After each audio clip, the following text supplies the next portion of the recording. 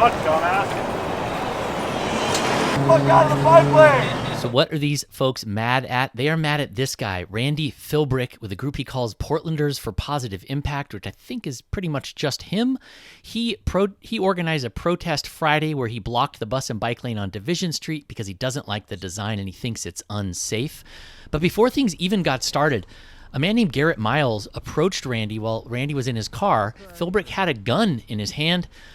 So Miles called the police right away to report what he said was brandishing a firearm. The police talked to Philbrick and to Miles. They didn't make any arrests. They also didn't ticket Philbrick for parking in the bike lane. Here's what Miles says about that incident. Yeah, basically, I was waiting over there at that corner, and I saw him pull into the gas station, so I followed him over there, and I tapped on his window like, "Hey, Randy, can we talk?" And then he pulls out a pistol, and he cocks it back, and I call the police on him. He said unless he actually pointed the pistol at you, they can't do anything about it. And they acknowledged that he's breaking the law. Like, you need a street event permit to be able to park in the bike lane or the bus lane. But they're just not going to do anything. They cited the BLM riots in 2020, and they used that as a comparison. For Philbrick's part, he refused to talk to me even after I tried several times to ask him questions. I was just ignored. There were several counter-protesters in addition to Miles, and here's what some of them said. It's really unfortunate that this guy is blocking the bike lane. He's making it a lot more dangerous for people to ride down the street. And he's also blocking the transit lane, which is going to affect a lot of transit riders. I'm glad that he's the only one who showed up to this. It doesn't seem like he has very much support at all. And I think that there's a lot of support for more protected bike lanes in Portland. So my sign says, "Bikes beware, scofflaw, parked in the bike lane." And I'm gonna go warn people riding their bikes to be careful going around this guy. Oh no, you only get 2 lanes, dude. Oh, you get 4 lanes? There's 4 lanes? Holy shit, how are we gonna live? I don't get it. I just think it's kind of sad that this guy is so hurt over 1 lane for the line 2, which is BRT, carries more fucking people than this entire road probably does in a single day. You still have 4 lanes to do what you want, and they're also complaining about the median because, oh, it's so hard to get into my house or a local business, but they still want to be able to cut through 3 lanes of oncoming traffic to get to Starbucks, which is just dangerous in the first place. Figured I'd try to talk to Philbrick again, but no dice. Continued to ignore me throughout most of the protest. It's very dangerous. Move the fuck out of the way. Oh, it's a very busy intersection. Am I gonna get hit because you're sitting there? Not cool, man. Not cool. What do you think about this guy's protest? I think it's ridiculous. Division is already a dangerous street to bike on, and the addition of the bike lane and making it more protected is a great thing to do.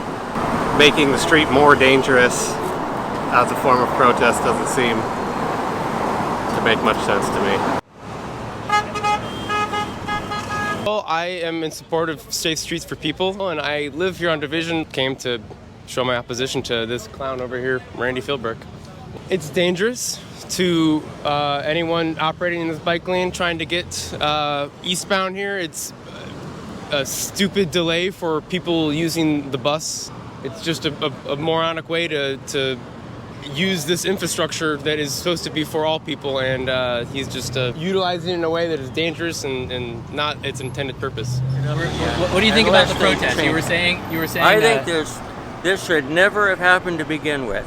The lanes themselves? This road and all this concrete down the middle of the road should never have happened. Why not? We've had more accidents since that's put in. People running over the curb. So that's why I came out here today. I'm tired of them telling us we can tell them what we really think of this mess, and nobody comes out to respond to it. So I hear you said people are driving over the medians. What other things have you seen in terms of safety? Seen a motorcycle doing about 80 miles an hour down this bike lane, and he laughed at me and waved. He popped his wheel up, and then he hit that thing and about turned clear upside down.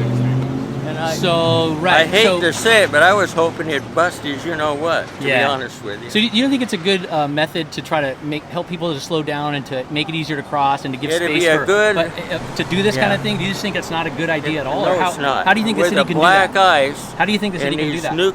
It'd be simple by bringing your police force back and start enforcing the law we already had.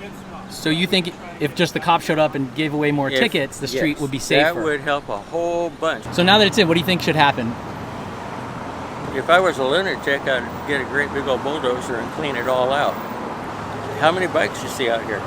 Oh man, I see 30 to 100 cars and 2 bikes, 3 bikes. The roads were made for cars. I don't care how you look at it, that's what it was made for.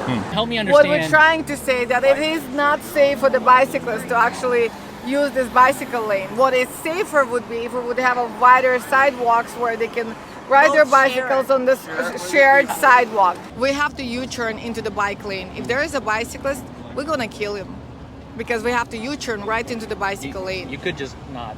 Have you seen many people walking or riding bikes on Division Street? I do understand that we want to promote that, but seriously, it would be much safer if we would be doing it on the sidewalk like we did before. You think the medians improve the safety?